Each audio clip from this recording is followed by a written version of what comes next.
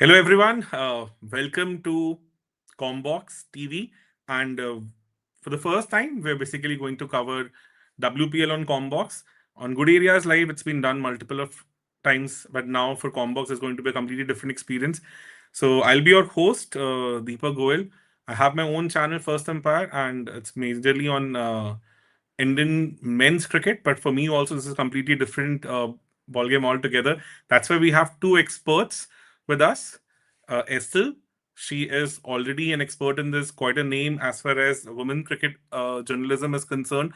Along with that, she has amazing opinions about everything related to cricket. And then we have Shan. So he also is a pretty familiar face on this channel.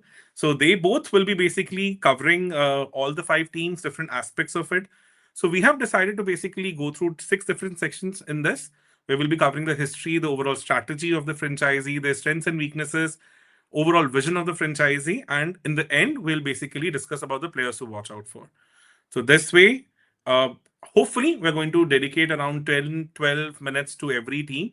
And in the end, 15, 20 minutes, we'll try to take up all your questions. So to begin with, I think we can start with Mumbai Indians and anything that we should share about the history. So I'll start with Isil, and since she already has a lot to share on this. Yeah, I mean, what can you say about Mumbai, right? They've in the short history of the WPL, they've been the most successful team. They've won two of the titles out of three. So again, I think this season as well, I don't know how, but they've managed to basically retain the kind of the winning core of those teams, right? So they'll be Yes. definitely a force to watch out for. Looking at their history, um, what I think they've done well in the past is that they've had one player who is basically two players in one, right? They've had at least Hmm. three overseas players like that in Amelia Kerr, Yeah. Haley Matthews, and Natsiva Brandt. So that is their biggest strength, is that in their top five, they've got three players who can also bowl, the four overs. Historically, looking at how like women's cricket has gone as well, all rounders have had a massive role to play in the success of international teams as well. So I think they've used that formula to good effect in the past. Totally agree on this. So, Shan, anything you would like to add here? Because I think that's a very valid point. This is how Australia has also ruled the world. They have almost eight to nine all rounders also at certain Yeah. point of time in their team. So, anything from your side that I you would like to share? Yeah, I just think they've also invested in young talent, right? Like we've seen the likes of an Amanjot Kaur or even a Sajana Sajeevan, who's actually not had as much of a role yet. She had that famous last ball six to win a crucial game for them when they needed 5 runs of the last ball. But I think even apart from that, it's just the fact that they keep investing in younger talent. They've also got this wicketkeeper called Kamalini, who's done well for India at the under 19 level, and she's probably going to open the batting with Haley Matthews this year. So I think that's one thing they're sort of going to be different from the previous three seasons in terms of the history. They had Yastika Bhatia who would open with Haley Matthews for quite a bit of this. Yes. And yeah, the most important thing has to be the flexibility, right? I mean, having three proper all rounders in the top five, it just doesn't get much better than that, I think. Exactly, and to be honest, quite different from their men's cricket strategy, where they have proper Hmm. batters in their top five. Hardly any Yeah. all-rounder. I think Will Jacks is the only one. So here they have a very Hmm. different strategy, something which has worked for them. That's why they have two titles out of three already, Yeah. and looking good for the fourth one. Or like, what do you think so can be the overall strategy here? Like, SL, if your opinion, like anything we can see as a change from MI, or are they going to basically stick to their old winning formula? I think looking at the strategy they went with at the auction, they were looking to retain as many of those players from the previous squad as possible, right? And why not? Because they've had that success um, with those type of players. The only thing I would say is, given that the game is changing, and you spoke rightly about like the men's team, right, where you have a lot of pure batters in that top five, top six. With time, I think the women's game will also move in that direction where you have more specialists, right? You have players who are brought in for specific roles. So, for example, someone like Amelia Kerr, at the moment, she's a massively influential and important all rounder, right? But with time, if she can't up her scoring rate and really be that impact player with the bat, I think she will drop down the order as well in coming seasons. But this time around, they managed to buy her in the auction. And I think, as Shayan said, they've also invested in younger players, right? So they have one eye on the future. I don't think much will change in terms of strategy because they've got basically the same core group of players. They're only kind of the concern I would say is, are they relying too much on those all round options, and what happens if they don't come off? Perfect. And if even if you like look at the data, and the only major concern for them was power play batting, like where, as Shayan also pointed out, so instead of Yastika Bhatika, they have gone for the younger talent this time around. So, what according to you, Shayan, can actually be their strengths this season? Something which obviously the continuity is there, but apart from that, something which we can see on a more consistent basis from MI. Yeah, I just think with Mumbai Indians, their bowling through the middle overs is always a really strong option, right? They have Amelia Kerr, obviously, and with Saikia Ishak is also there as another left-arm finger spinner. Hayley Matthews can bowl in the power play as well, in fact, but they can also use her in the middle overs when needed. And Nat Brunt is a pretty good middle overs bowler whenever they require that. And I just think they don't really lack options at any point. They have multiple spin and pace options available to them. So based on the situation they can always adapt, and a lot of it is going to depend on the grounds that they're going to play on, right? So they're going to play in DY Patil and they'll play in Vadodara. DY Patil seems to suit pacers more, but spinners actually bowl more overs there, if that makes sense.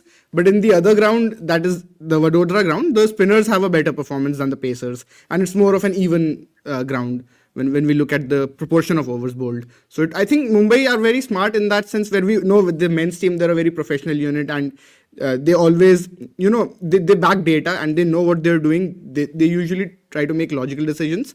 So I think I don't really see any major flaw with their bowling or their batting. Probably with the batting, yes. You could argue that their power play batting is a bit more reliant on Hayley Matthews, who hasn't always gone all hammer and tongue the way she can in international cricket. For some reason, in the WPL, I don't think she has been able to replicate that. But if they can do that, I think that solves a lot of issues. And Amelia Kerr's strike rate, as Estelle said, I think that's also a little bit of a concern, relatively speaking. But if she can, come back to her best as a batter, that would really help. Totally agree. Is there one major change in the leadership group also? Like the legendary England uh, captain coach Edwards is now gone. I think she has taken up the Yeah, international duties. So now correct. they have gone with Lisa, who was the assistant coach with DC for 3 years. So, Hmm. and also a lot of shakeup as far as the overall core of the coaching is concerned. So, will that bring in something new on table, or you actually see it as a matter of concerns? Because something which has worked for them this year, somehow it would not be a continuity. Actually think that Lisa Keightley might be a massively influential figure in terms of, like, in a good way for Mumbai, because she had a successful career for Australia. She's coached in multiple positions. I think maybe her last one was with Sydney Thunder, right? And she's known as someone who does kind of give initiative to players a lot, which is something that you like to see, right? You like to see players making their decisions out there in the middle instead of having everything being kind of fed to them, right? So still got Julan Goswami in the coaching lineup as well, and she'll have a massive influence on the bowlers, and the mindset again, right? And that's probably one of the biggest things that Mumbai have nailed, is that mindset, because they've got so many experienced players that even the younger players are able to perform under them because they've got that kind of environment. And I don't think that's going to change much under the new leadership. Totally agree on this because somebody who has done with DC also as a assistant coach, I Hmm. think shows he brings a lot of experience on table, and also with all her years in Australian cricket, I think there's a lot of leadership quality she brings on table. Along with that, Shen, like what exactly you think is the franchisee vision? So like if we would have observed Mumbai in last 3 seasons, so what can we expect from them going forward from a overall franchisee vision? Because if we talk about the men's cricket, there's a very clear cult following that they have now, and they've built it over the years. They have backed captains for a longer period of time. So we'd see that similar kind of pattern here also, or we see a lot of experimentation maybe post this season or maybe a couple of seasons down the line.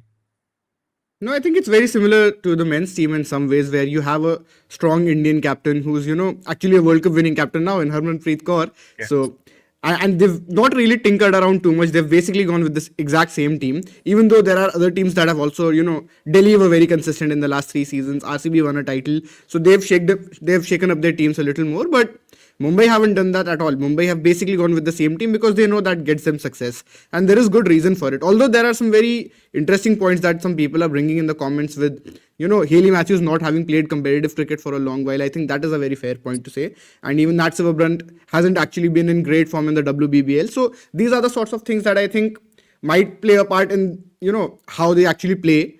But at the end of the day, you have to back quality, right? Because Yep. you can't just always pick players on form. I know form is very important, but I think this is the thing with Mumbai, where they back young talent, but they also have a good mix of those experienced players, and there is proper role clarity. You know what every player is supposed to do at different points of the game. So I I think there's think no real issues with that.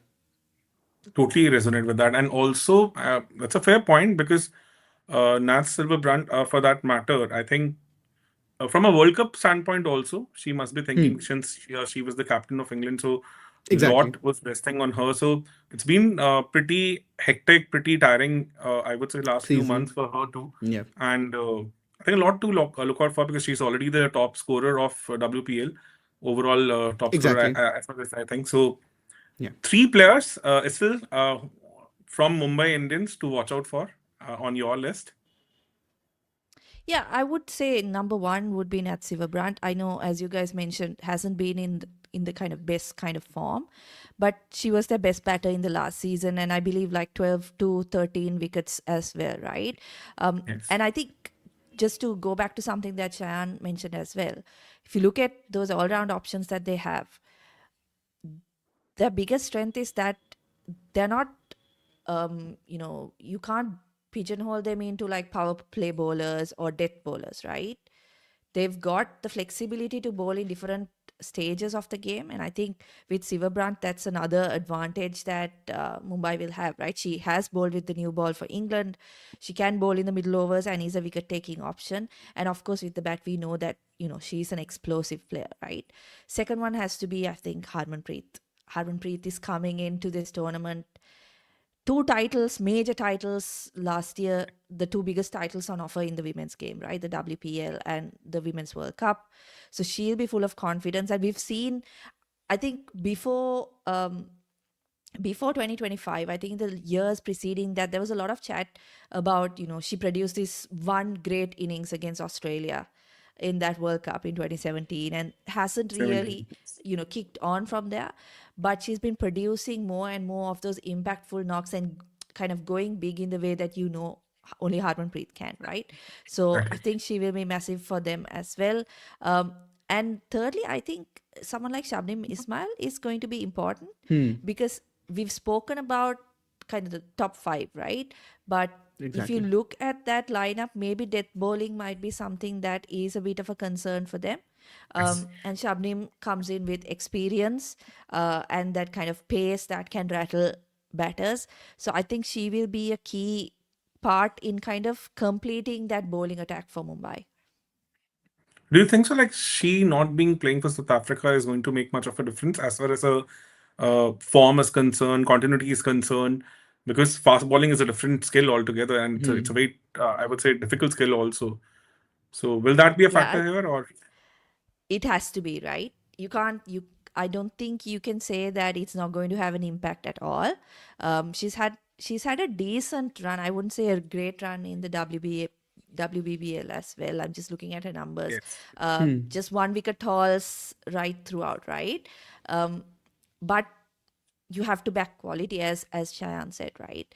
You have to yes, back players of that kind of caliber, knowing that they will come through in franchise tournaments. excellent. So Shan, what would be your take or your overall rating on the scale of 10 if you have to evaluate Mumbai? So do you see them in top two, or this time it will be a little difficult? Yeah, I think they should be in the top two at least. I mean, at least is hard to say because other teams have also done a pretty good job in certain aspects. But yeah, I would say Mumbai will be in the top two at least. I've actually said that UPW I think is the best team from all the squads, and that's a bit of a spoiler because we have to talk about them eventually. But I think Mumbai should still be in the top two for me. UP and then Mumbai as of now. Excellent. And any player from your side to watch out for as far as Mumbai is concerned? I just want to think, they've invested a lot of money in Sajana Sajeevan, right? And, she bowls like, she hasn't bowled much in the WPL yet, and she only faces like 7 balls per innings. So I want to see the best of her. Like, what can they bring out of her in, crucial situations, or not even just that, maybe in a higher usage role, maybe they send her higher up the order or something like that. I think it will be interesting to see what they can do with her. And obviously, I think Kamalini, having to open the innings in a big tournament like the WPL, that will be interesting because that tells us about the strength of Indian cricket's future. I think that will be something to watch out for. And just in general, I think probably Amelia Kerr's strike rate is a good point that is still brought up. I'm bringing that up again because I think that's something I've also been noticing in women's ODIs as well, where somehow her strike rate graph has gone a bit down. And if she can, come back to her best, I think that will be really interesting to watch. Totally agree with you. And moving on to our next team, RCB, the team to, I think, watch out for every year. And 2024 champion winning side, but a lot different side from that in even 25, Yeah. I would say. And now further, they have parted ways with some of their marquee players, looking a pretty young side. And if you look at Yeah. them from top to bottom, a lot of promise, but a lot of new faces also. Or I would say relatively less tested faces there. So if we go back to their history again, Estelle, so any particular points you would like to highlight about the kind of history that they've had as a women franchisee? Probably the team with the biggest kind of support, isn't it? I mean, when they Yeah. did finally get through to that title in 2024, I say finally because, the men's team was waiting for that as well, Exactly. right? It was a massive moment, I think, for Bangalore and for that franchise as a whole. Um, the thing with RCB, and we saw this last season, was like uh, Mumbai have been strong in all 3 seasons, right? DC have been strong in all 3 seasons. Yeah. RCB is perhaps the next best team in terms of personnel, but they've been very inconsistent. They've been up and down, right? They've been good at times and really bad at times. I think last season they lost like 5 matches in a row or something, And which were relatively close. And they yes, started off exactly. with on a winning note, I think, right? They won the first couple of games and then they just started Yes. losing. Yeah. So their kind of title defense never really got off the ground in that sense because it didn't seem like they were one of the best teams, um, midway through that tournament. So they are a difficult team to kind of look back and predict what will happen because they have shown so much inconsistency despite having, they've had like a strong core group of players right throughout. Like they've had the big names, and I'm sure we'll get into it later, but I think the loss of Perry is going to be quite decisive for them. Yeah. Yes. And Shan, like considering that Perry has always done the heavy lifting for them, so she has kind of, I think, secured their middle overs and also, along with Richa Ghosh, has, I think, given some strength to them in the death It overs ended up. as well. Yeah. And yeah, and we know that she's been able to bowl certain decisive spells for them in the past. Exactly. So now that force is not with them anymore. So how much would that impact their strategy, and what should be the overall strategy this time around? Since they've already brought in some very good all rounders, like they have Nadine de Klerk, Grace. Yes, they have Nadine. Grace Harris. Yeah. Grace Harris is there. So what do you think so is going to be their strategy for this season? I think they have to pack up their batting a bit more right now. Simply because of the fact that they don't have Perry, they have to play both Georgia Wall and Grace Harris. I think if Perry was there, you were probably going to pick one of them. But now both of them have to play, and Nadine also has to play. So that's 3 of your players right there. And of course, their overseas bowler is probably going to be Lauren Bell, the fast bowler Lauren Bell.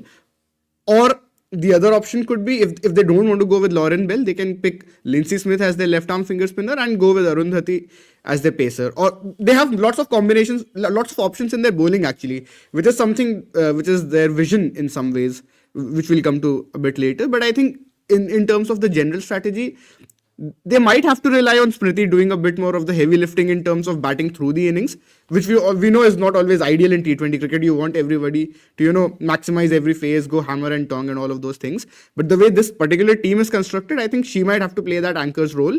And then Georgia Wall, of course, is more of an attacking batter. Grace Harris is known. I mean, she's famous for hitting sixes and everything, right? And then you have Nadine de Klerk, Richa Ghosh towards the back end. So you have enough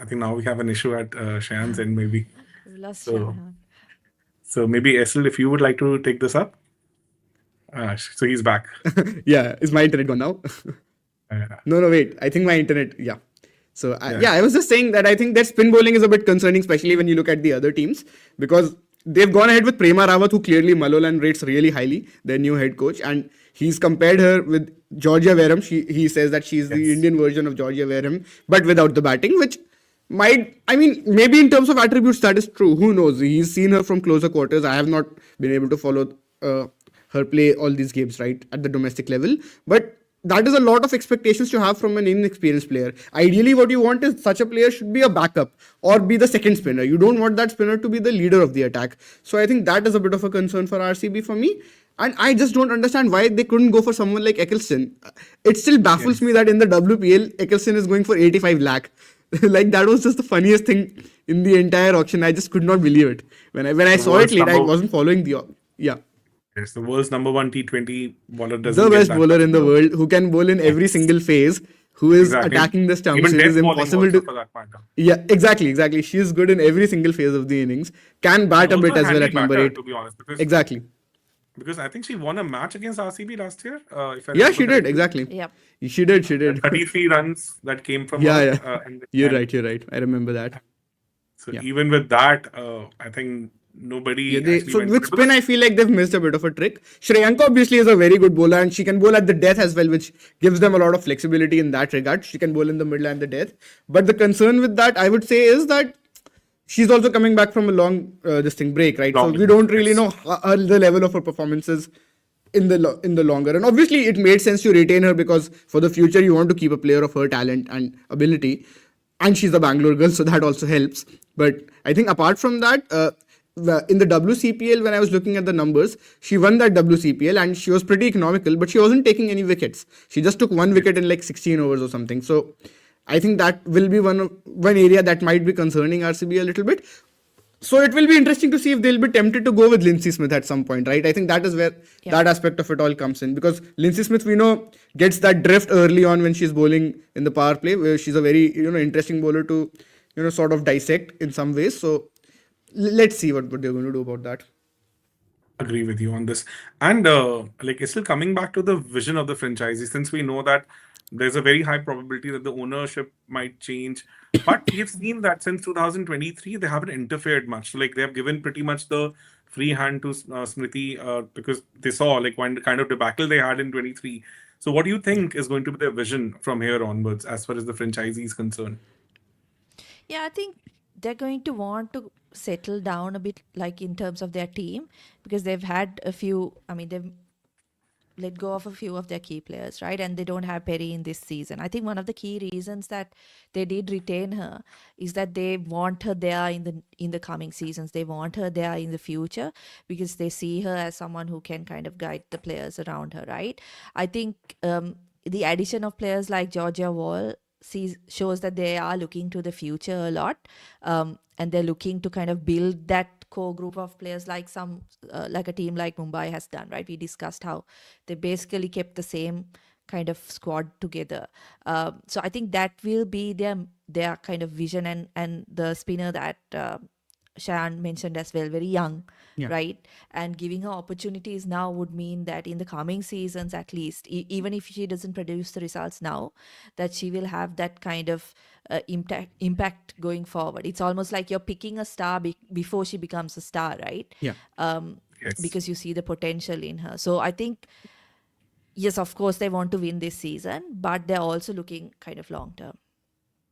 Yeah. Brilliant. And Shan, like your top three the players to watch out for as far as Players to watch RCB's out for.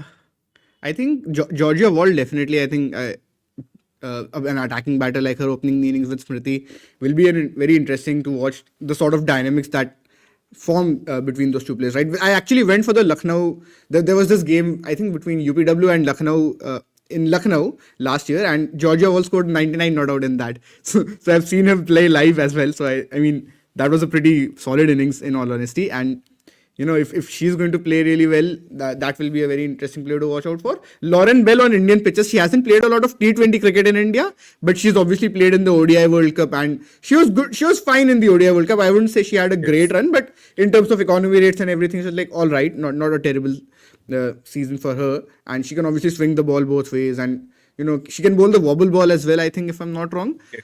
And I think there was some technical change as well. I don't quite remember those notes. I had made those notes during the Women's World Cup.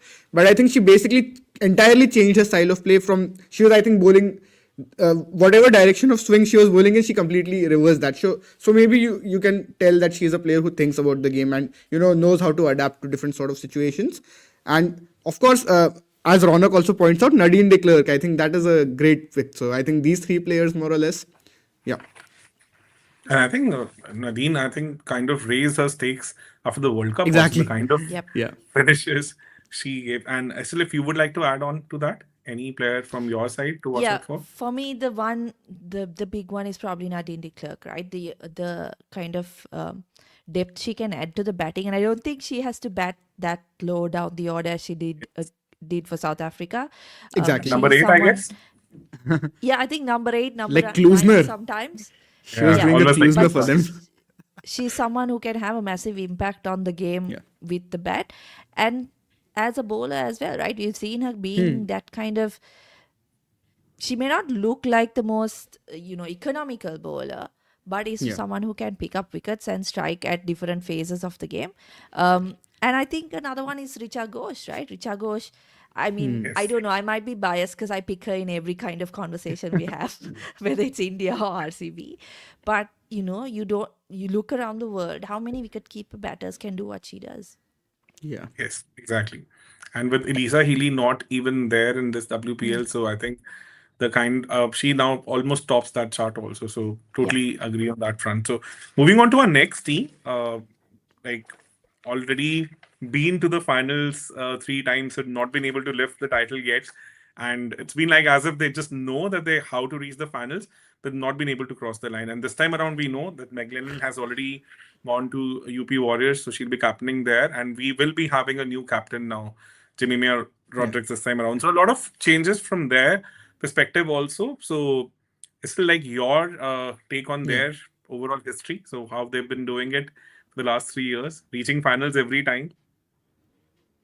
I think they've been really unlucky, right? Like if you look at the 3 seasons, you could argue that they were maybe the best team in at least 2 of them, right? Yes.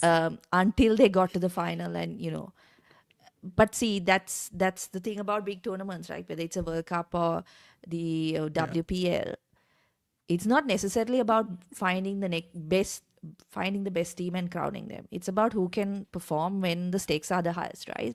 Exactly. And they haven't been able to do that in the finals of 3 tournaments in a row. And that will be the area that they'll want to improve on, where they need to find a way through those pressure situations. And, like looking back, you've got a captain like Meg Lanning, who's done it all, right? Has been in the most pressure situations, has come through them, has been successful. But you weren't able to achieve under her. So it's going to be a massive challenge, I think, for Jemmy and this squad. But fortunately for them, they also still kind of have more or less like the key players are still with them, right? Yes. They've got Marizan Cap, they've got Jemima, and they've kind of added, I think, some interesting choices into that 11 as well, like or 11 or 15, that I'm sure we will discuss in terms of players to watch out for. Exactly. And I think one area where they struggled last year also, even in the finals, if we talk about this, was the death over batting.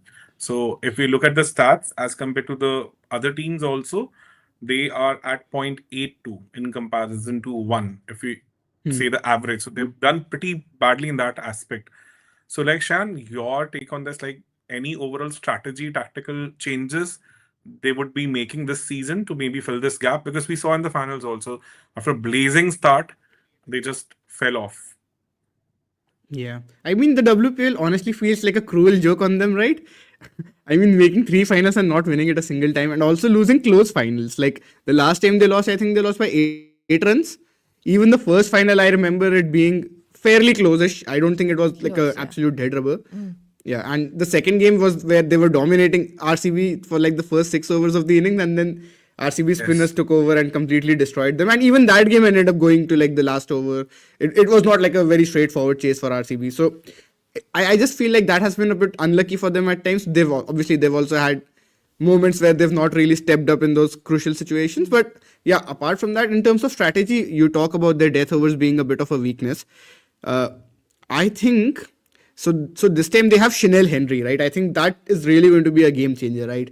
Because we know the power that she brings to the table, and I mean, just watching her in the WPL, I honestly haven't followed her career as much. I've only seen her play in the WPL, and whenever I have seen her play, she is So, just hitting sixes for fun. It is impossible to so her, bowl to a player like that. She can change games so quickly, so drastically. So I think that is a really good acquisition by Delhi to get a player like her. Obviously, even Sneha Rana almost won the game that I went to. Right, I was talking about the game that I went to watch in Lucknow. She almost won that game for RCB with some death overs hitting, and we saw in the World Cup as well that she can chip in with the bat. And Alana King, of course, that a player of her talent usually can bat much higher up the order, but in a team like Australia, she comes far lower down. So they have those sorts of players right at the end of games that can do the job. Obviously, not having Annabelle Sutherland, I think, is a big miss, big miss for them because of the quality that she brings. Even though, funnily, her WPL batting hadn't been good at all. She hadn't, really cracked that yet in the WPL or even just in T20 cricket. Her batting, I think, is still coming along a bit, but we know the talent that she has and the ceiling that she provides. So a player like her, not having her is still going to be a huge loss. But Alana King was a brilliant signing to replace her. Yep. You now have a world-class leg spinner with you. so Omkar shared the stat with me. Like Chanel Henry has a career strike rate of 197. So that's What? like that's like insane. So that's the kind of numbers she brings on table. So something which is very fascinating, and I think this has been an Achilles heel for Delhi as far as the last season is concerned. So I think they have done really well in kind of filling in that gap, and let's see how they pan it out. So what, according to you, are going to be the strengths of DC this time around? SL, like so, your two, I would say 2 or 3 pointers on that. Yeah, I think top order batting is going to be massive for them, isn't it? Like you've got, and they've got a big decision to make. I think they've got to pick Yes. between Laura Woolwart and Lizelle Lee, which looks tough. I think because Lizelle Lee's had a Literally. decent Exactly. WPPL. She doesn't play international cricket anymore, but has been consistent in that franchise line. And of course, Exactly. Shafali's had a magnificent World Cup, right? So they're going to have a big decision to make. But whatever they go for, I think that opening pair is going to be one of their biggest kind of. It could make or break their kind of tournament, isn't it? Because someone Yeah. like Shafali paired with Laura Woolwart. Woolwart, I know, has a reputation for being someone who starts slower, but with time, I'm sure Shan can give us like a clearer picture of it. But I feel like her strike rate has gone up and is going up, and she's become a more attacking player. And of course, they've got the likes of Jemima at number 3 is another player who's done well against Sri Lanka in the most recent T20 Yeah. series as well. She's kind of shown that it's not just the big hitting, right? It's also about knowing your strengths and Playing being the able to gap, kind of playing the capitalize. field. Yeah, Yeah. capitalize and still score at a great rate. So I Yeah. think that top 3, top 4 is going to be very crucial to their chances. Marin Karp is Yeah. also there. So even I Yeah. think Nikki Prasad, the under 19 captain, she has also been Yeah. pretty much the stable middle order player. So now they've added Chanel Henry, so that adds a lot of value. Then you have Sneh Rana at 7, Alina King maybe at 8. So Yeah. lot of options. I think one thing is if they have Lee, then the wicket keeping part is pretty much Exactly. covered because we Yeah. don't see any other proper wicket keeping options. And like, then Tanya Bhatia becomes their only option as far as I would Yeah. Yeah. see. And they have Mamta also as a backup keeper. So Hmm. that also I think would be a major decision Consideration, for them right? up front. Yes, But totally. just And it's a very imagine valid point. Laura Woolward not featuring in a playing 11. It's I really very think they will ridiculous, have to right? make that sacrifice, to be honest. Like as much, and so actually, I was doing this thing for Best of Cricket where they were asking me for the most runs and those sorts of things. So I think my gut feel is that Laura Woolward is finally going to have a breakthrough season in the WPL, and she's going to prove her abilities in T20 cricket as well. As Estelle said, we know that she can score fast now in one day cricket. We've seen that in the World Cup, but I think in T20 cricket there's still some more scope. Of course, she scored 100 against Ireland very recently. In the WPL, her strike rate wasn't as high as Lizelle Lee's, and they were both opening the innings as well. So, but I think you just have to make a sacrifice in this case where you know that Laura Woolward is a quality player, world class player, like a wonderful person to have in their dressing room because of the experience that she brings to the table. But I just feel like they have to go with Lizelle Lee for the simple reason that you have firepower at the top and your wicket keeper is sorted out there. Then you can play the extra batter or the extra bowler depending upon what you prefer. So one point I would like to just bring on table your opinions on this, considering the fact that she did well in DY Patil also. We saw what she did in the finals. Oh yeah, So a very lot of good point matches actually. being there. So how would that matter? Yeah, Red no, soil that's a wicket, good a point. little bit of bounce, and she has shown her skills on that because although she played spinners also really well, because considering that we have known that No, she's a very uh, good player overall. Yeah. yes, exactly. So how much of that would be a factor in basically choosing? Because in World Cup we saw what she did on these on this ground particularly.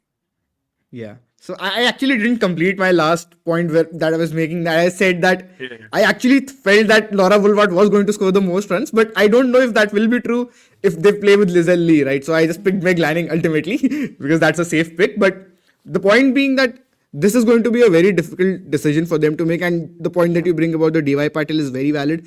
Obviously, she scored hundreds in the World Cup knockouts. And then even after that, in those tournaments, you could just see that she added that power hitting aspect to her game, and she was targeting that mid wicket zone. She was able to hit sixes against the spinners, and she's just consistently scoring at a fast pace without really looking troubled or out of control or anything like that, which is the hallmark of a great batter, right? She's already in, like, she's I think what, 26, 27, but she's already one of the greatest batters to have ever played the Yeah. women's game. If you just look at the numbers, just an incredible batter. Both her and Smriti, I think they are the two batters who are going to dominate all of the run charts for the next decade or so.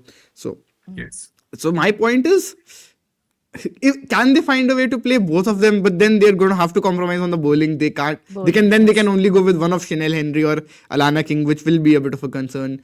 And they do have good Indian spinners as well. They have Sri Charani, who was very important in the World Cup Yes. winning title for India. And even apart from that, in the WPL last year, they were. That is where they scouted her from essentially, and they brought her in the Indian team immediately after that. So you know that she's a very good player, and so they have that left arm finger spin, they have leg spin, and they have the off spin option as well in Minnu Mani if they want to go ahead with that. So let's see what they decide ultimately. Totally agree. And even also, they've picked up a young pacer, Nandini Sharma. So we were having a Yeah. discussion on that also just before the show. Yeah, Quite yeah. an interesting, I think, take. So any weaknesses that you think they need to maybe address, Estel? So what is your take on that? So any particular weaknesses that Delhi might have to be wary of? I think maybe we can look at that middle over batting, um, whether they are able to kind of kick on. It's Shan spoke about the death overs batting, right, Yeah. in the previous seasons where they've struggled a bit. So the middle overs are going to be really important, and I think as Smithy is going to be important to RCB. I think Jemima is going to be crucial to DC's chances, particularly in that middle phase, right? Where she can keep things kind of moving. We've seen her do it for India plenty of times, right? I don't just mean like turning the strike over, but someone who can find the boundary every over without taking too much of a risk. So I think if at all that will be a concern for DC, where can they kind of score quickly. The other is they have lost. They've lost two of Shikha the most Pandey. experienced bowlers, right? They've lost Jess Yeah. Jonathan and Shikha Pandey, who were kind Exactly. of their big wicket takers Shocks. in the previous 3 seasons, who kind of carried the bowling attack in the 3 seasons where they saw so much success. So replacing them is going to be, how they choose to go about it is going to be interesting, because as Shayan said, like if they do opt for, and we often see teams kind of prefer strengthening the batting as opposed to the bowling, right? So if they do opt for Wolfart and Lizelle Lee, then one of Shinelle Henry or Alana King is going to miss out. Probably Alana King, given that Henry's that explosive low middle order batter, right? So in Yeah. that case, that wicket taking option is maybe going to be a concern. Totally resonate with that. And it's I think now they're going to build their fast bowling core from the scratch, so that's going to be a big challenge for them this season. So Yeah. something to maybe look out for also. So from a franchisee's vision point of view, Shan, since you have followed them very closely over the years, so what do you think Yeah. is going to be their legacy going forward? I think they just ultimately want to break the duck, right? They just want to win a title. It's been a similar story to RCB and Punjab in some ways, where in the men's team, in men's cricket also they've come close at times, but not ended up winning. But in the women's game, it's different in the sense where they make the final and they don't win. In men's cricket, they make the playoffs and they don't win sometimes. So it's just been like if you've been a Delhi fan, I think that's going to be a life of pain and hurt. So I'm sure the owners and the management are aware of that fact. Even the players themselves, like you could just see that they want to really break the duck now and finally go on and win a title this time. So I don't really know what else are they going to have as their vision right now. Just win something as soon as they can. I know that's the vision for every single team ideally, but right at the moment they have good. What I really like is that they have two world class Indian batters in their top order. I think with that really helps with the branding perspective as well. You have Shafali and Jamima. Both of them are World Cup winners as well right now. So if we are going to look at that side of things, I think they're pretty much covered as well. And they have Nikki Prasad, who has obviously been only India's captain at the under 19 level, and it will be interesting to see how her T20 game shapes up. I think last season she wasn't that explosive or impactful yet, but maybe they're just backing her on quality and talent in the long run. Pretty much resonate with that. So, so your pick for the three players to watch out for? Yeah, definitely. Jemima is one. As I said, I think she's going to have a big impact on whether they have success or not in this season. And just to touch on like strategy or their vision, I feel like for them, this is a new chapter, right? They've moved on from Meg Lanning. They built that foundation on her leadership, and now they've moved to Jemima Rodriguez, who doesn't captain India but has kind of always shown those leadership qualities, right? So it's a new chapter for them. So I think she's going to be crucial to their success in the way she goes about things because she's kind of grown in her game as well. Alana King, I think I was very surprised to see her not being picked in the auction, and then it was good to see her kind of make her way into a team. As a leg spinner, she's always going to be a wicket taking option, right? And I Yes. think that is something that sometimes is kind of not really paid too much attention to because a lot of the focus is on the batting with these teams, right? So as a wicket taking option, I think she's going to be crucial. And of course, Chanel Henry. I'm just excited to see how she goes with the bat. Like, to be honest, more than anything Yeah, else, I'm exactly. excited to see how You she just want to goes. see her bat. That's all. Yeah. Nice. So, Shan, any player you would like to add? I think there's this young player called Diya Yadav, right? She's apparently from Oh Haryana, the yeah. same state as Shafali Verma, and is known to be like this explosive batter. Obviously, I haven't seen her play with my own eyes, and I'm just going by the articles I've read on Cricinfo, and they seem to rate her. So I think it will be very I've seen interesting to some see how clips. they, if they can get a, yeah. So did you find anything interesting in that? What sort of shots can she play and all that? Like almost you can say the early Shefali, and she's just 16 to be Oh, honest. So that's Mm. yeah, like amazing and pretty yeah. explosive and uses her feet well. Just few clips. Hmm. I've not seen her entire batting as a whole, but Yeah, a lot has been written about her yet yeah. already. Exactly. It will be interesting to see if they can get her in the team in some way because obviously it's going to be really tough with the way this team is shaped up. Maybe in place of Nikki Prasad, they could consider a player like that. But then again, even then, you want her to be more of that opener or that top order sort of player who can maximize the power play, right? So Yes. maybe what they can do is slot her in at number three if they want to take a risk and get Jemmy at four and Cap at five. But I think that will be too bold. That's definitely not something they're going to start with. That would be unless they rate her very very highly, in which case we will find out soon when we watch the actual matches. So yeah, I think that's one player definitely to watch out for. And uh, Nandini, I think probably because she's a fast bowler now and she will have a pretty important role to play in this team. So let's see what they can do with that. They've got some decent overseas players as well, right, for the backups. They have Lucy Hamilton as one of the backup players who's Yes. she's more of a bowler, but she can also be a bit useful with the bat. So I mean, let's see how these sorts of players, if they have to play any role in the tournament, what they are going to do. And pretty much, I think that's as far as DC is concerned. So moving on to our next team, UP Warrior. Almost the kind of thing I would say LSG did with their men's team. Just they retained one player, and that was Shweta Sharawat, and the rest Yeah. everybody else was let go. And then they built the team from the scratch and looking really good this time around. So, uh, Shan, anything you would like to add about their history coming from your own hometown and how you look forward to them? Has never really rooted for them, you know. I know they're from my hometown and all of that. But because I was an RCB fan from before, it only made sense to carry over from that and just stick to supporting them. But I've seen them play. Obviously, that last game where they actually ended up defeating. They didn't have a great season. They actually finished last year in the WPL, but they beat RCB in that game, which was a pretty important one for them. But they've consistently not been very good, right? Like they were third, fourth, and fifth. So they've played one eliminator back in the very first season of the WPL. But apart from that, they've not really been that sort of team that, actually goes on to challenge the other sides and, cause issues for them. They had Alyssa Healy, who wasn't available last time, but so it's not that they absolutely didn't have any players in there. I think it's just that sometimes form and those sorts of things also play a role, and they cause issues in a way where you back quality and all those sorts of things, right? But sometimes it might just not come off. And I felt what went wrong with them was back in 2023 when the first auction happened, they just weren't able to get as many of those quality players compared to some of the other teams. Like you can just see how Mumbai, RCB, Delhi, they And were able to local build that players, sort of right? core players, and even the local players, exactly. Yeah. So I think that was a bit of concern for them over the years, but now they're looking very good. I like their auction this time. Yes. So, is there anything you would like to add here? So, with the legacy and with the overall strategy that you see from UP?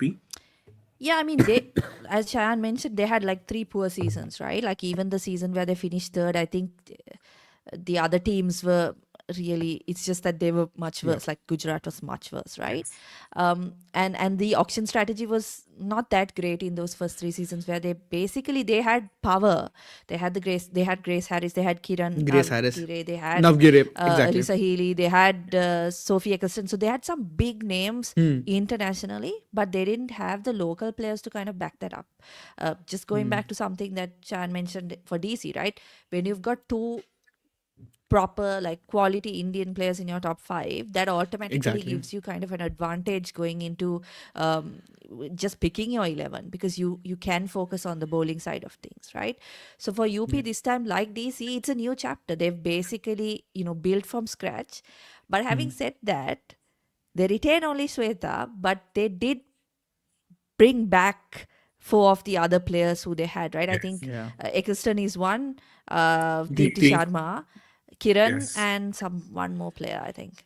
Um, And they who really is broke it? their Kranti bank Grout. for the team. Yes, Kranti Yep. out also. And Yeah, and Kranti Grout, right? So Kranti, exactly.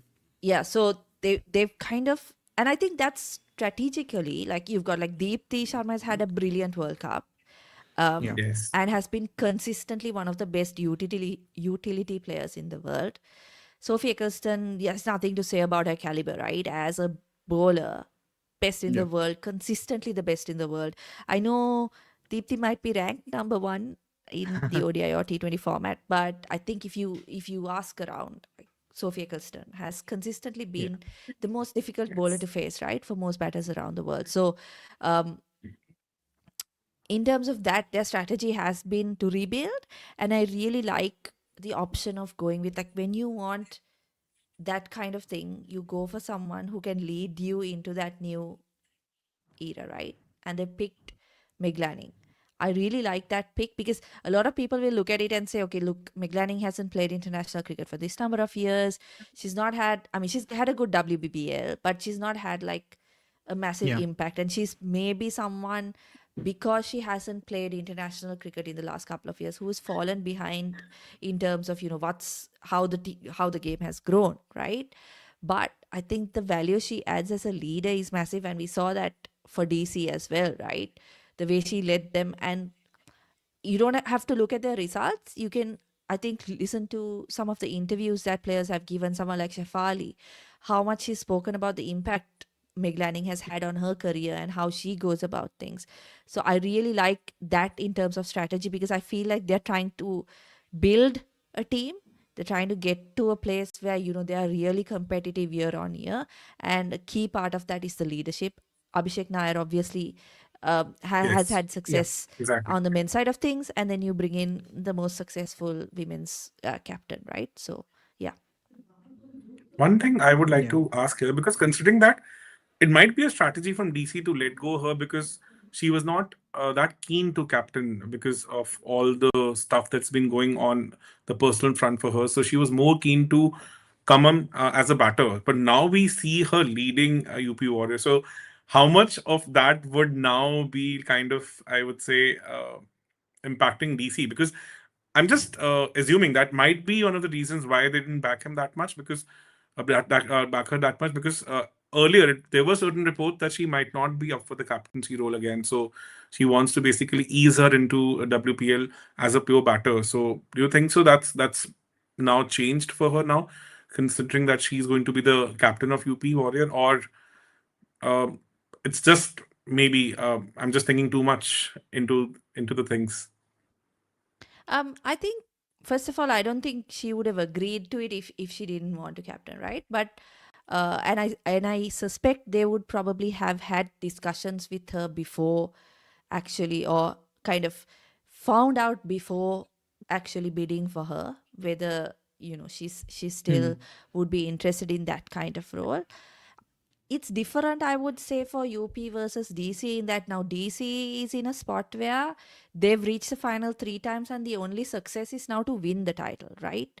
Whereas Hmm. UP have had like 3 bad seasons, and if they can build on that, it would be successful. And I think Meg Lanning has shown with DC that she's that is one of the roles she excels in, is kind of building the youngsters up, in giving that stability and kind of assurance and stuff like that.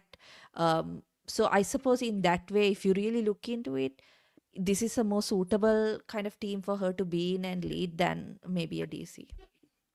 That's a brilliant point because she's Yeah. someone who understands how to build a culture, how to basically Hmm. bring things up.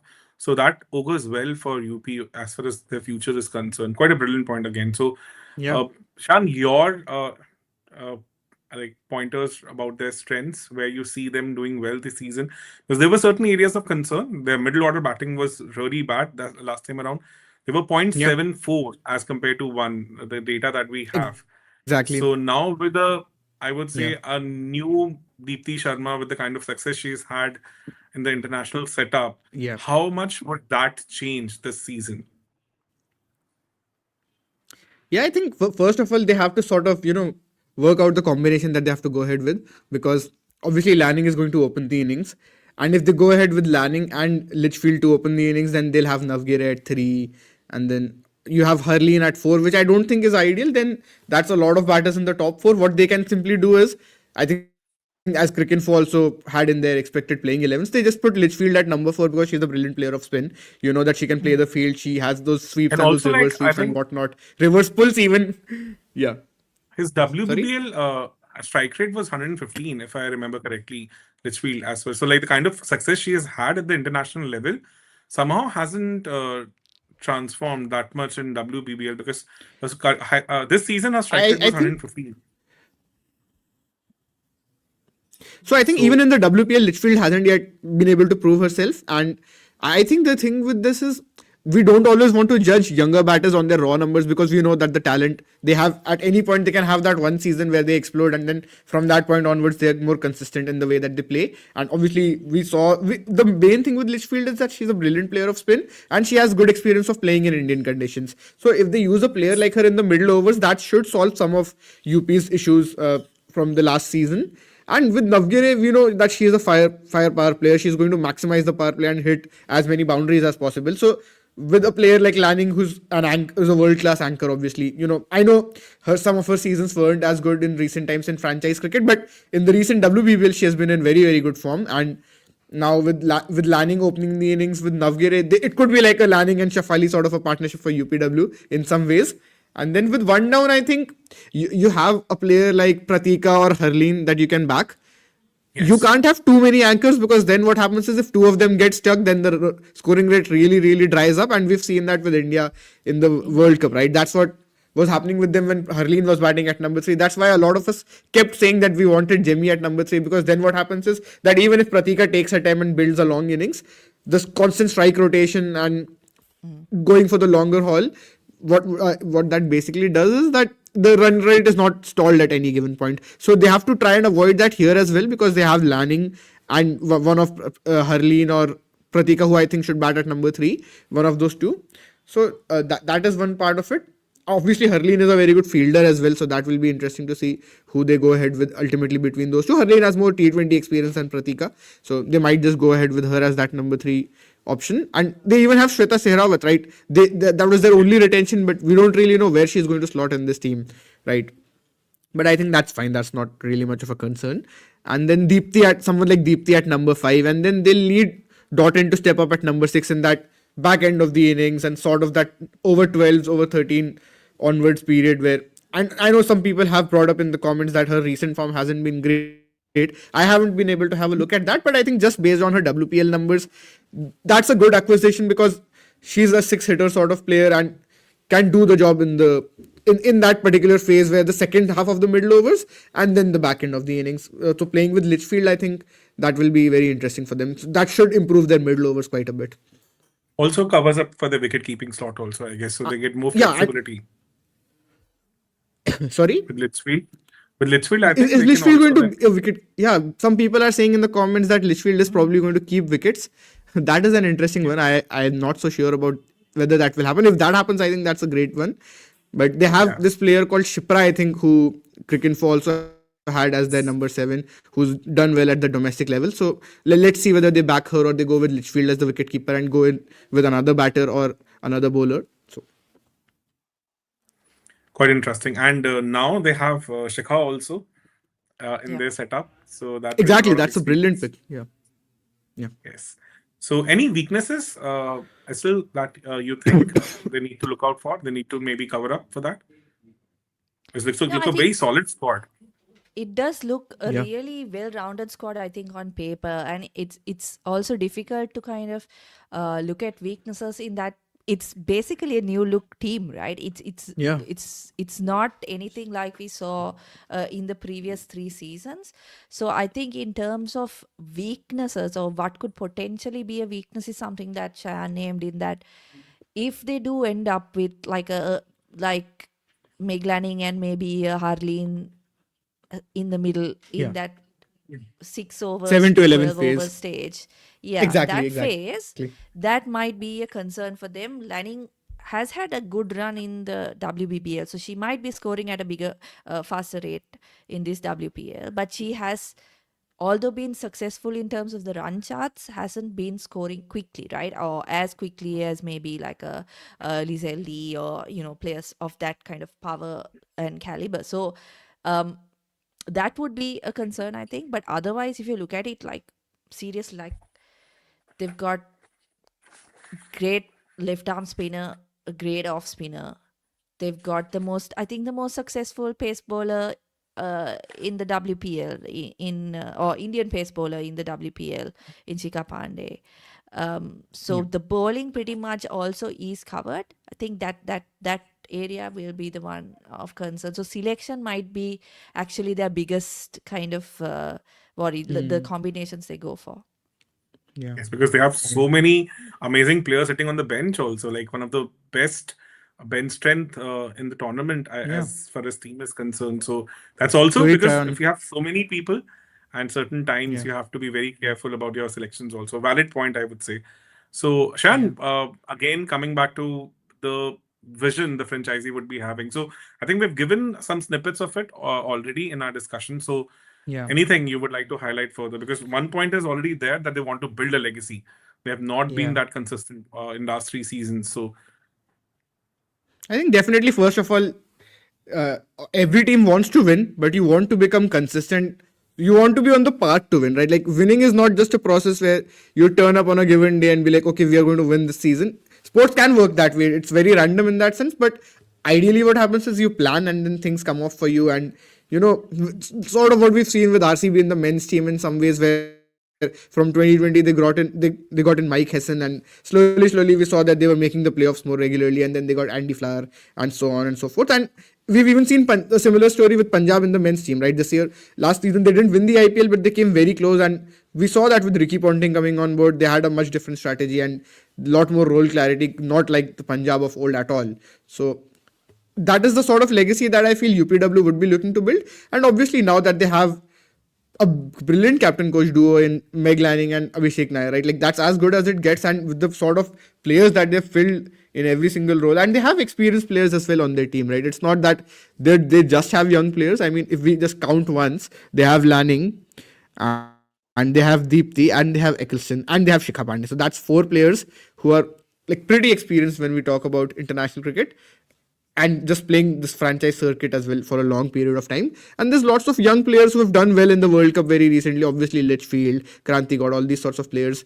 We know that they're very talented. So I just feel like they constantly have lots of options, and we haven't even spoken about Chloe Tryon or Charlie Knott. Yes.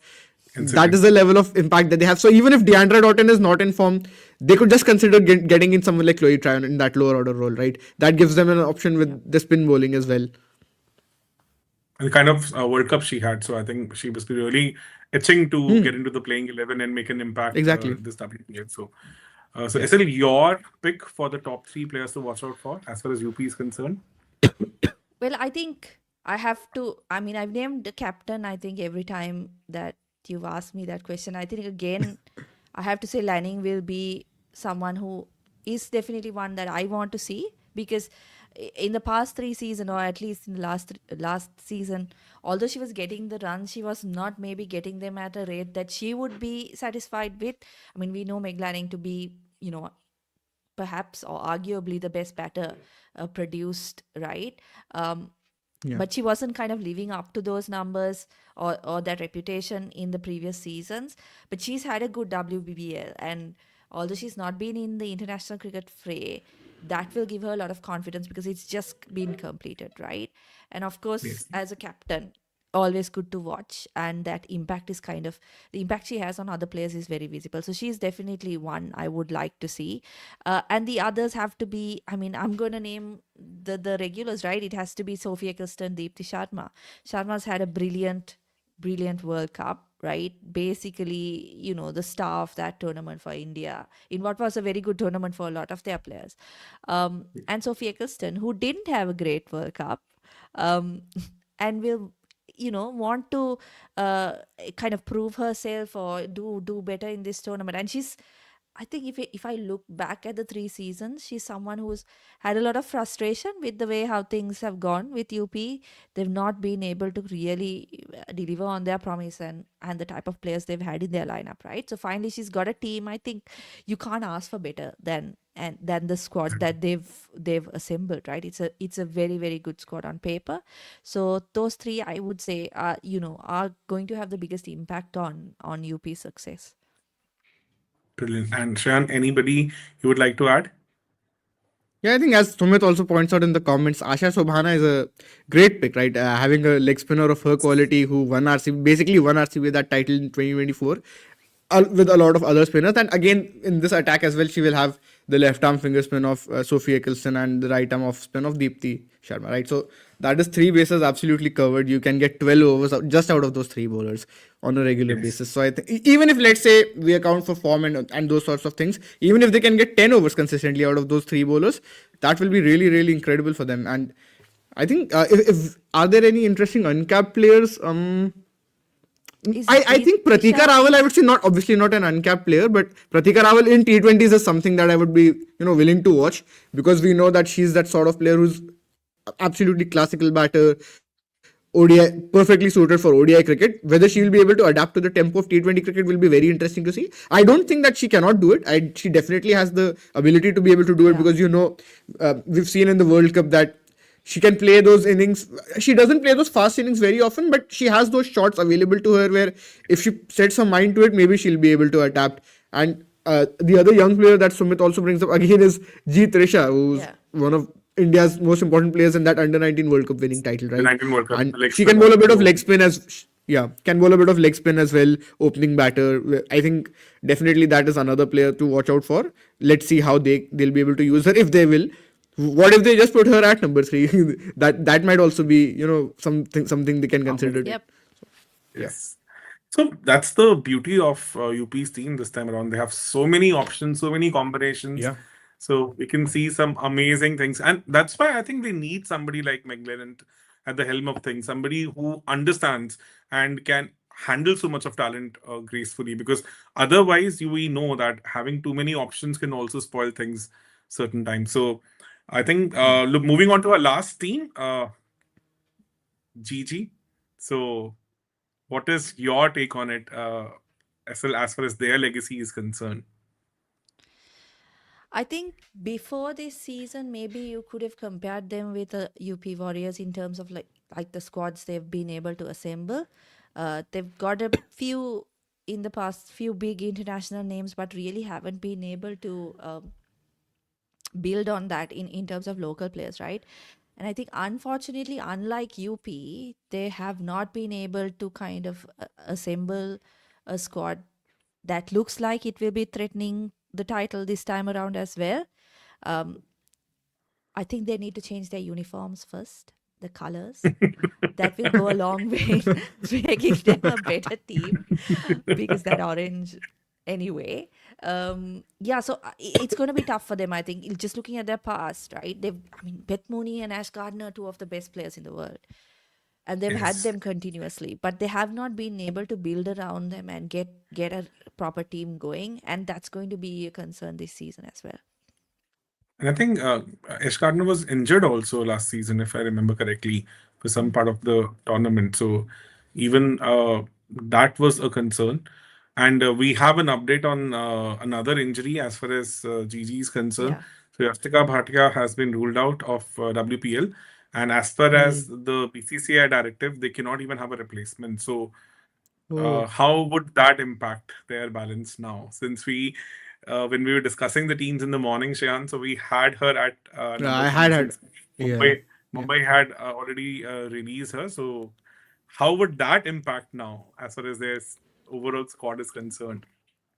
Yeah, I think so. Obviously, they still have Mooney to keep wickets, so that is not going to cause issues for them in that aspect. Otherwise, sometimes balance really gets affected, Mm. and they still have Sophie Devine as their other opening option, and they can obviously go ahead with Danny White Hodge as well. But I think going with Devine makes more sense because you have because you have a bowling option as well, proper bowling option.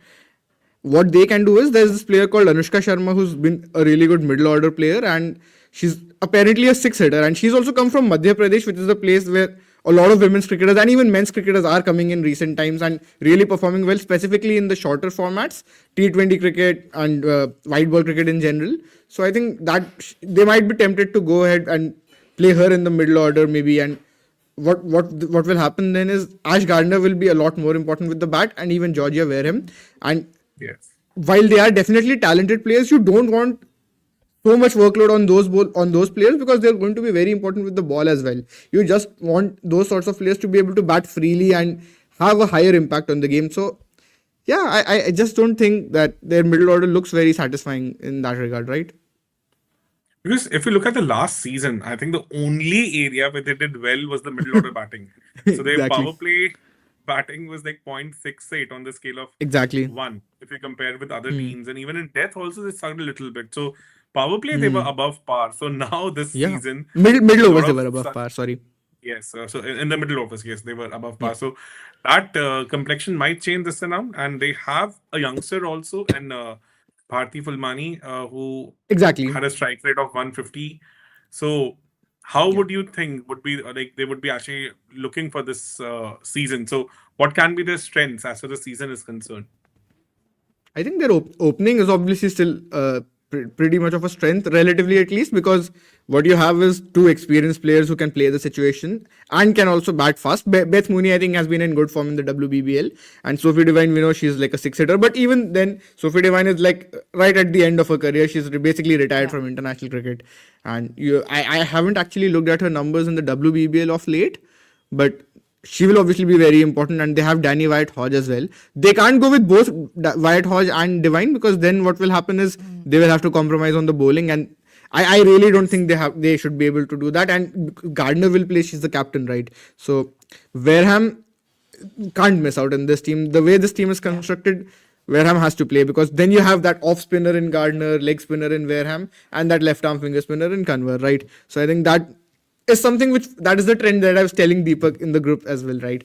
This is something which Yes. every team has pretty much followed. They have in their playing 11, they have one of each type of spinner, which is where I feel RCB have lagged a bit with obviously having an inexperienced leg spinner in Prema Rawat. But just speaking generally, Gujarat have a good spin attack, I think, if they go ahead with both Wareham and obviously Gardner has to play.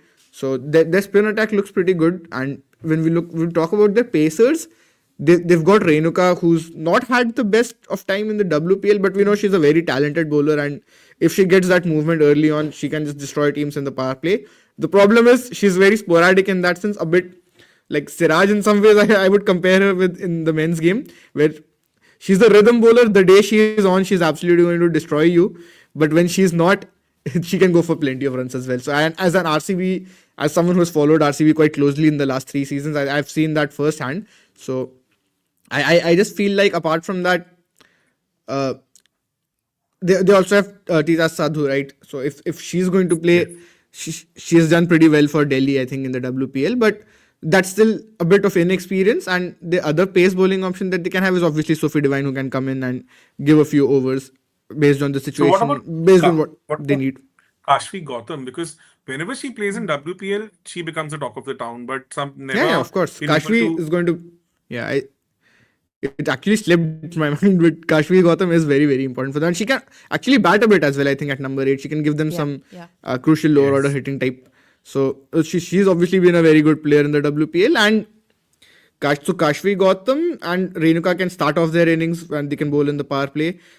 Probably Sadhu can bowl in the middle overs, and Divine also can bowl in the middle overs, and they have their spinners as well. So they'll have to mix and match a bit. They have the bowlers definitely. I don't think their bowling attack is weak or anything like that. They just have to be a bit more clear about the roles that they want to assign, I feel, Mm. looking at this team. So, is there any weaknesses you see and any major concerns as far as Gujarat is concerned, where they would maybe need to bottle up a bit? I think Yeah, the I middle order think batting is the as concern, right? Sorry. yeah, middle order batting, and as we pointed out before as well, right? If you look at the lineup, they don't have Indian batters. So they're going Hmm. to be very dependent, I think, on that opening partnership, right? It's got to be Mooney and Divine who are making a majority of their runs. Mooney, I think that's a reasonable kind of expectation to have, because generally she's one of the players who does make a majority of runs for whichever team she plays for. Divine, I would say, uh, has been kind of on the way down, as Shan mentioned. She's in the latter part of her career as well, so that'll be the concern. But she did have a good WBBL, if I'm not Yeah. mistaken. So they are coming into this tournament in form. The weakness or the concern for me would be the batting, in that um, they will be very reliant on that opening pair and maybe Ash Gardner, right? Um, and also the fact that, like, if you compare this team to the other four, it's very much more inexperienced in the bowling front as well. Um, Yes. they've got a lot of promise in, like, players like Titas and Kashi Gautam, like very, very promising players, but they don't really have that experience, which is not, I mean, I'm not saying that, you can't succeed if you don't have experience, but it is an area of, I think, would be an area of concern for them. Agree on that. And I think, again, maybe Ashley Garden would have to do a little bit of heavy lifting again, just to basically get all the moving pieces together and to just fix the unit so that all the holes get filled up brilliantly. So that's going to be a challenge. So, from a franchisee point of view, what would be their long-term vision, considering that in 3 seasons they've been pretty much all over the place, as you mentioned earlier, also in 2023, they were like almost the worst among the five. So what would actually be the vision for them taking this team forward or the legacy forward? Is it your take on this? Like, how would you see Okay. them? Apart from that uniform color change that you already mentioned. Yeah, I mean, like I mentioned before, right? I think it's very difficult with Gujarat, because I feel like UP has been lucky or smart in the way they've built this their squad for this season, right? Where it's been an overhaul, but they've kind of, it's a complete overhaul where they're looking at, like, they've it feels like they've got a clear vision of where they want to take the franchise. I don't know if you can say the same for a team like Gujarat in just the way that they've gone Yeah. about composing their squad, right? Divine is one person we spoke about. Maybe she's being picked on, leadership, and the experience she brings. But other than that, they haven't really been able to acquire any, like, apart from Renuka, any big Indian names. And I think that Yes. is a big concern for teams, right? Like, if you look at the last 3 seasons, Yeah. the teams that have been successful are the teams that have had, like, big Indian players, like the important Indian players. So that is going to be, I think that is where I feel like the vision. I don't know whether it's very clear for Gujarat, whether they actually know where they want to take the team in the next couple of seasons, because sometimes you have to accept that you're not going to win this season, right? But if you do have like Yeah. that long term plan and you know what you're building towards, you can go towards that. But I just looking at the composition of the squad, I don't know if you can really say that about Gujarat. Maybe I'm wrong, and in 3 seasons they'll be the best team in the league. But it doesn't seem like they have kind of an ironclad idea of what they want to do with this team. And I think it's been the case with the men's cricket also. Like teams, those have been able to build a very strong Indian core, have been able to build a legacy. And even if we talk Yeah. about the recent transformation, for example, Punjab also in Yeah. 2025, they pretty much banged on the Indian talent. If you look at the top Yeah. six, almost everybody, all of them were Indian. So that I think Mm. makes a huge difference. If you have a strong Indian core, you can build around it, and then you can have a lot of flexibility around the squad also. So a brilliant Yeah. point.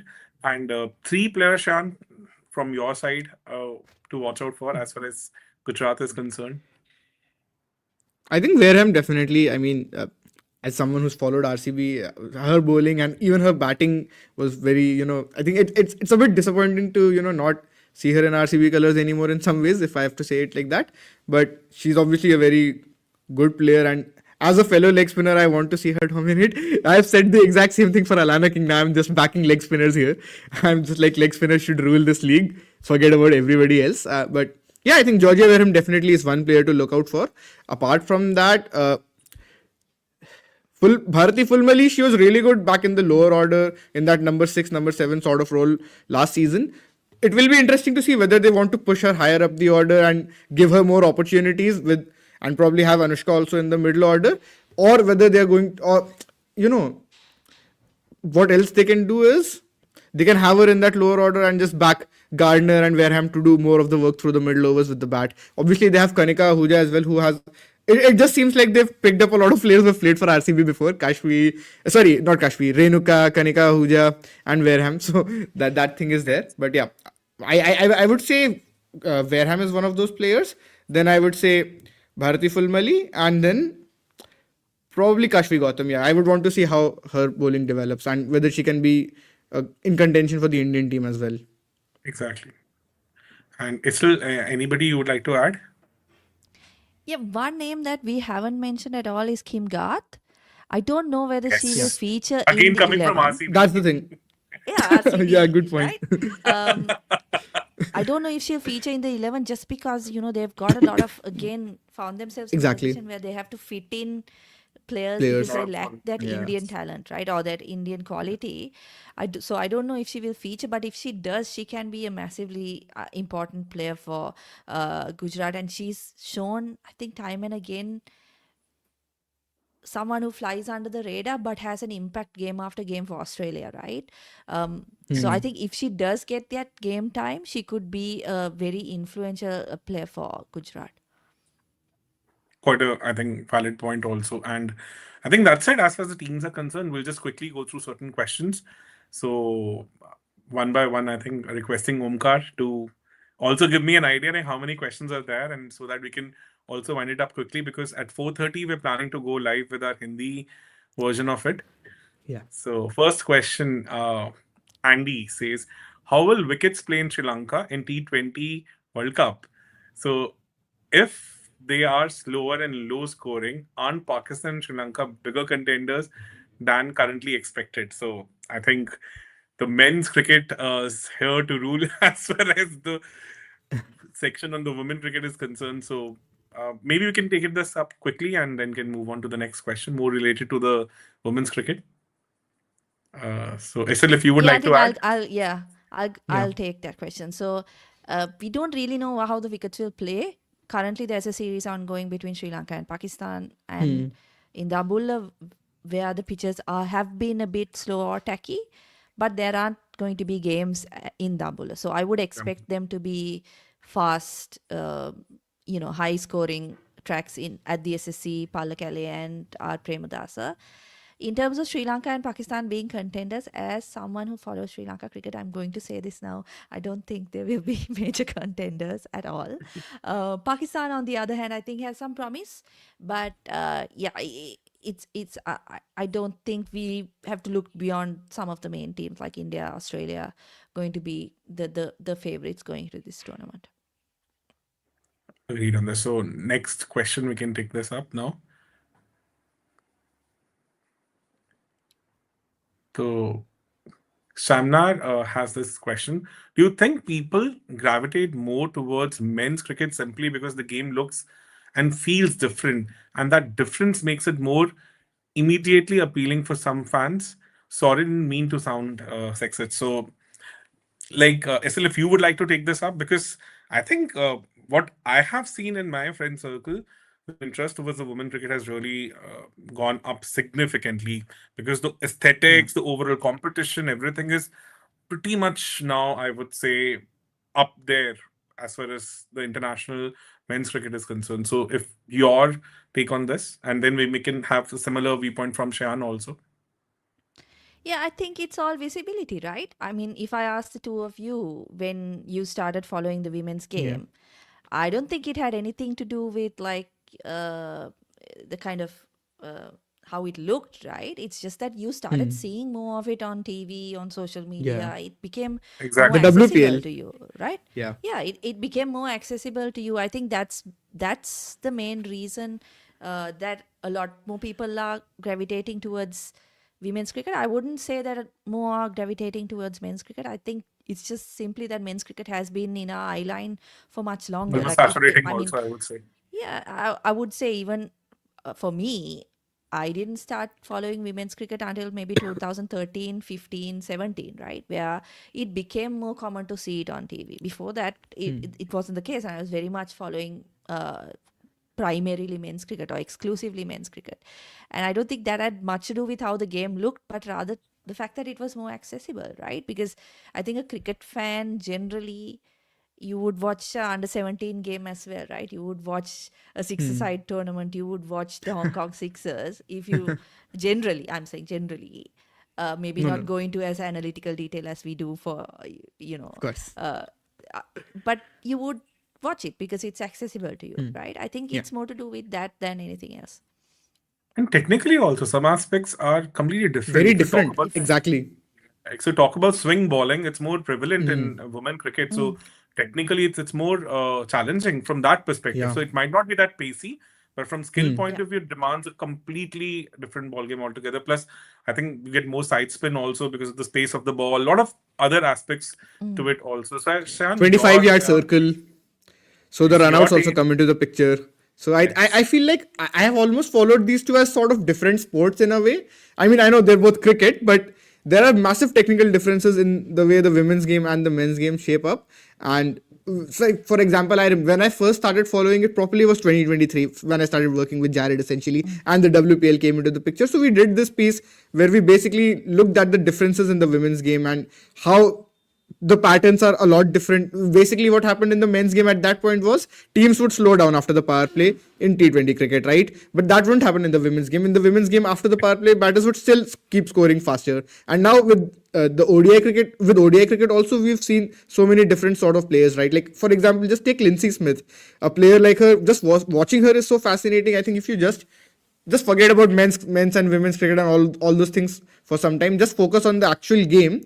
There are lots of different things that you can learn from women's cricket, And that in itself is a very entertaining thing to watch and learn, both from an analytical perspective as well as from from a team support point of view, where you obviously have these WPL teams now, and now a lot of support for women's cricket is growing across the board, not especially in the subcontinent, but even apart from that, you see that players are a lot fans are a lot more invested in how their players are going and how their team is performing in the women's game. So I think overall it's just the experience has become a lot better because it's visible to us. As Estelle said, we can see it a lot more on our TV screens, so we are just following it a lot more. And the coverage has also definitely improved a whole lot Yep. more. Like for the longest time, I had no idea about any of this.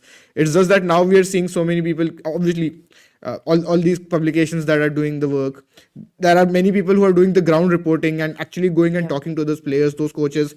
That takes a lot of effort. Then obviously there are people who, obviously, shameless plug, and I'll talk about best of cricket here, where we are doing more of the analytical stuff. And obviously we have all the good areas and cricket by JB sort of guys, and they're all covering women's cricket in their own different ways, and because they know that this is the future now, right? And it is a brilliant product to watch and learn from.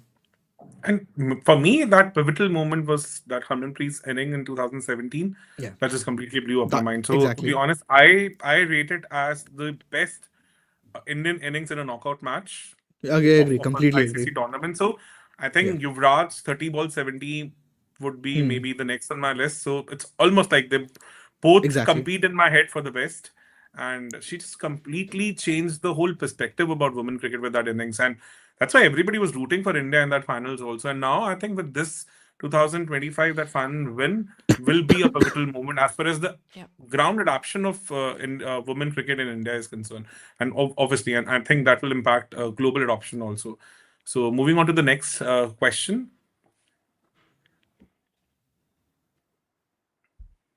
So Shubham Mishra has this question. Love from Hong Kong, well run, researched and organized podcast here. Thanks a lot for this.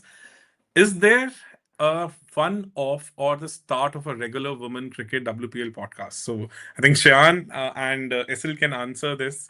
So how regularly we're going to do this? As much as we can. I'll be pretty happy to do it as many shows as possible. Obviously, I have my other commitments as well with Best of Cricket, where I'll be doing those pieces. But I would love to just do lives as much as we can, post match lives. Maybe do like a weekly roundup, or maybe do two lives a week where we talk about where all the teams are placed, what have been the most interesting things that we've watched. Obviously, a lot of these things will depend on the bandwidth of all three of us or anybody else who might want to come in and give their opinions. Obviously, Jared himself is like one of the pioneers of covering women's cricket, and so if he also has some sort of ideas, I think I'm sure we'll be able to incorporate those. But yeah, I would love to talk about the women's game as much as I can. That's what I wanted to do in the World Cup as well, which I'm very grateful I got the opportunity, both from good areas as well as for Best of Cricket, and now with Combox also and things scaling up and all those sorts of things.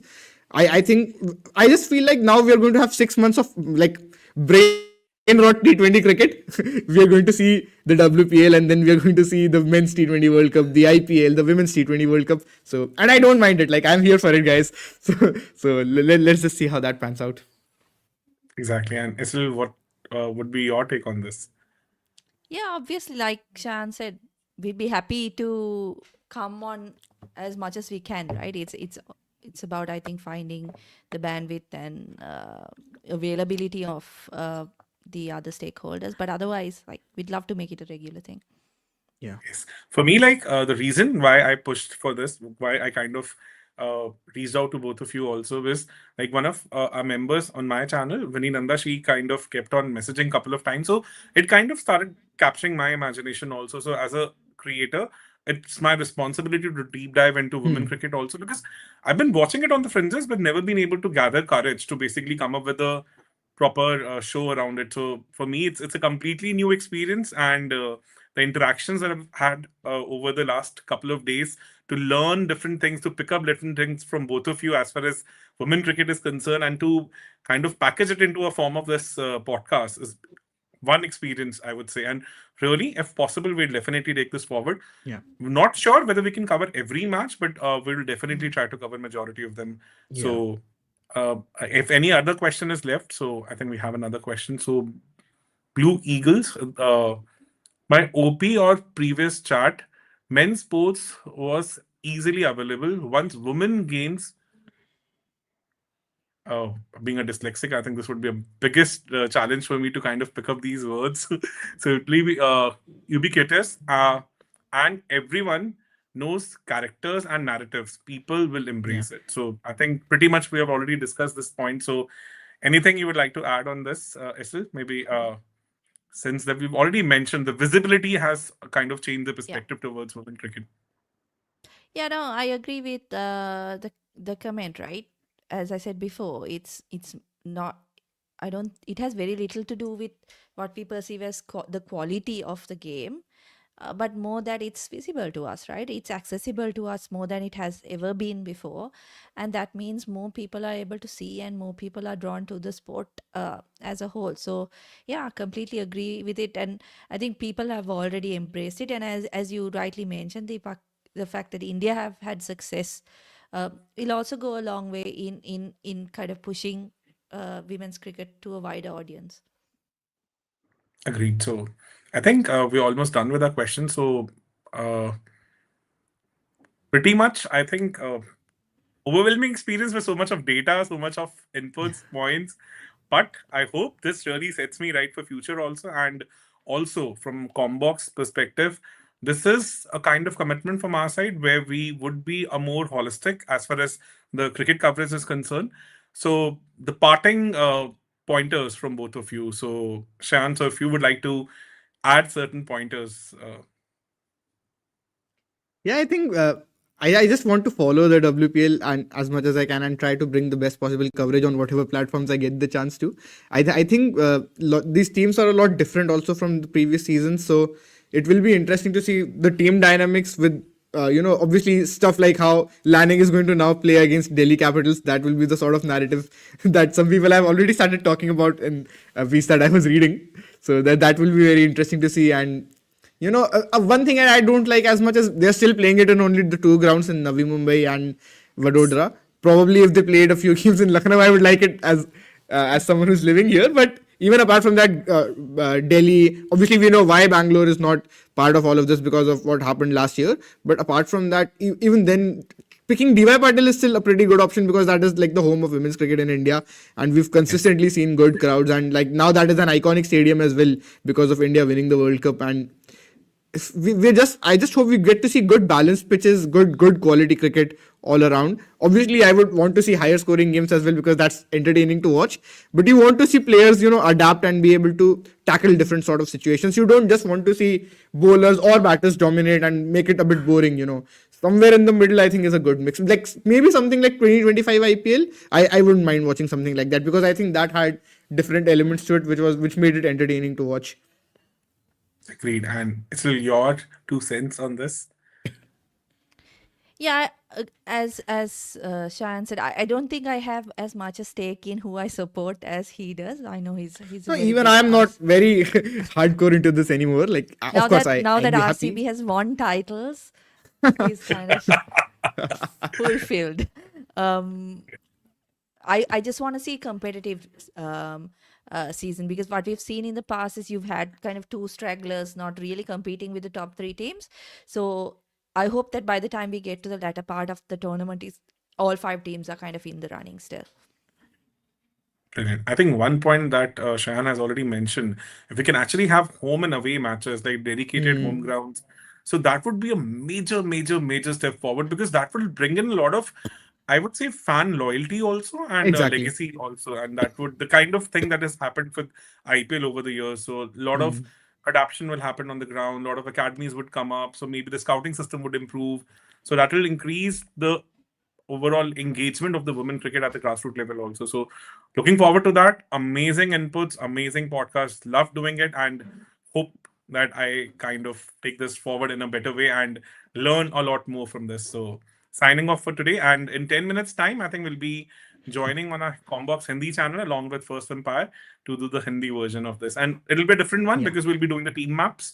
So it'll be more data Yeah. driven. And here we just wanted to basically build the perspective around women cricket to begin with. So thanks a lot. Thanks a lot for this. Thanks a lot for having me, Deepak. It was a pleasure. Thanks, guys.